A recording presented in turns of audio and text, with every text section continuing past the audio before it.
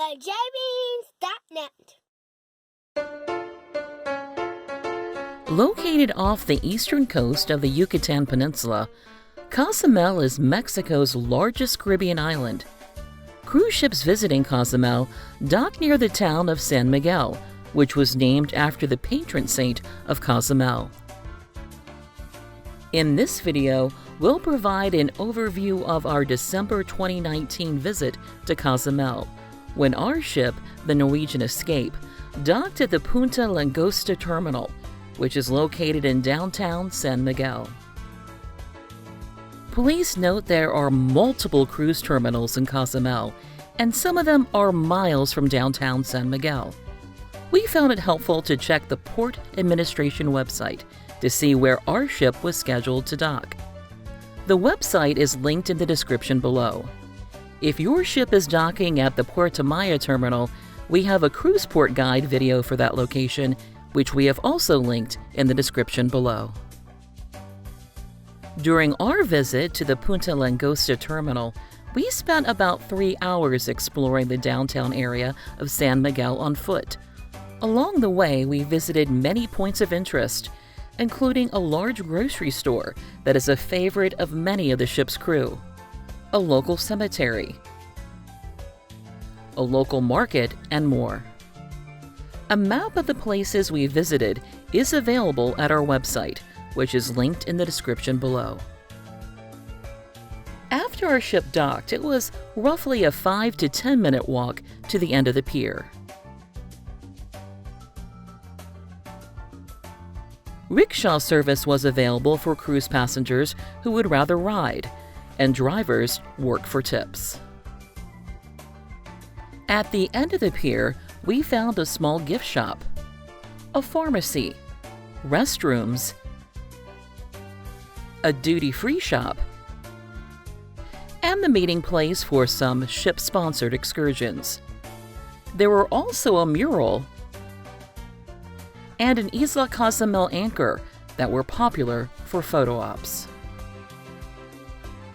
We continued up an escalator, crossed over a short pedestrian bridge, and arrived at a multi-level open-air shopping mall that featured several shops, restaurants, bathrooms, and a car rental.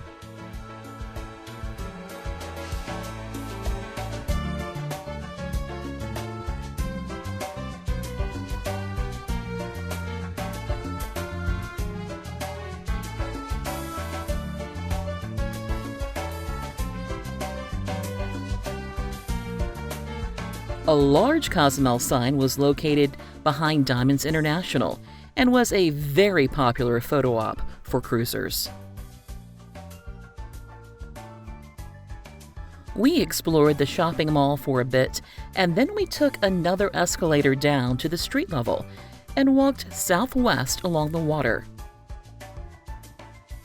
After a roughly 10-minute walk, we found Mega Soriana, which reminded us of an American super Walmart. In addition to a variety of foods, including Mexican pastries, they also sell souvenirs and various fun-in-the-sun items cruisers may have forgotten to pack, such as sunscreen, water shoes, and more. During our visit, the store required customers to leave backpacks at a designated secure bag check area before shopping. From Mega, we walked about 10 minutes to the Cozumel Municipal Graveyard, which is located behind the store. On the way to the graveyard, we passed the Cozumel Municipal Park, which had a couple of small playground sets for kids. We explored the graveyard for a while and were captivated by all of the decorative mausoleums and the gifts locals placed for those who passed away. After we left the graveyard, we walked 15 minutes northeast to the island's municipal market. Even though it's a very straightforward walk to get to the market, we did ask a few locals for directions along the way to make sure we were headed in the right direction, and everybody was extremely friendly and helpful. The local market was quite a contrast to the modern superstore Mega Soriana. We really enjoyed exploring the market, full of vendors selling produce, meats, fish, fresh tortilla dough, souvenirs, and more.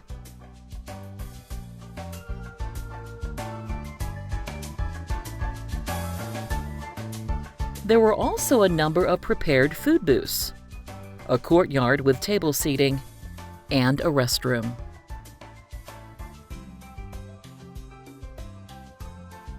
Our next stop was San Miguel Church, which was about a 5-minute walk northwest of the municipal market.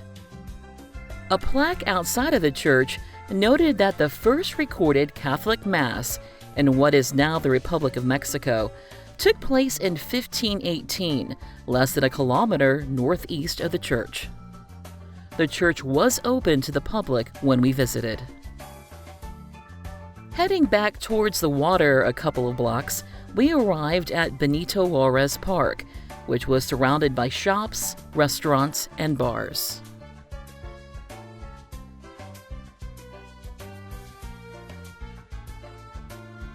Landmarks located in and around the park included a clock tower that was built in 1910 to commemorate the 100th anniversary of the beginning of Mexico's struggle for independence.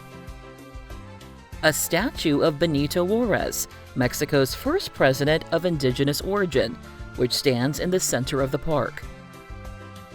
Old City Hall, which was built in 1939 and is now the home of a bank. The symbolic .0 plate, which commemorates the starting point of development and urban layout of the city. And another Cozumel sign that was great for photo ops. Heading further towards the water, we crossed the street and found the passenger ferry terminal for Playa del Carmen. Fares and ferry schedules are available on the company's website, linked in the description below, and tickets were available for purchase at the terminal. Helpful digital clocks showed the time of the next ferry departure. As we headed back in the direction of the ship, we passed a number of statues and art pieces near the ferry terminal, including an art showing sea life and scuba divers, signifying Cozumel being a year-round scuba diving destination. The swallow sculpture, which is a reference to the name Cozumel being derived from the Mayan words for the place of swallows.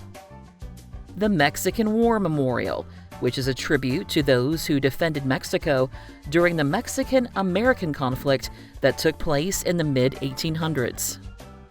Another Isla Cozumel anchor photo spot, but with cruise ships visible in the background. And the 2 giant golden eagles sitting at the base of a large flagpole that sometimes flies the Mexican flag. If your ship docked on the closer side of the pier, you should be able to get a clear photo of your ship from the surrounding circular area. After taking advantage of all the photo opportunities, we returned back to the ship and enjoyed some of the onboard amenities while most of our fellow cruisers were still on shore.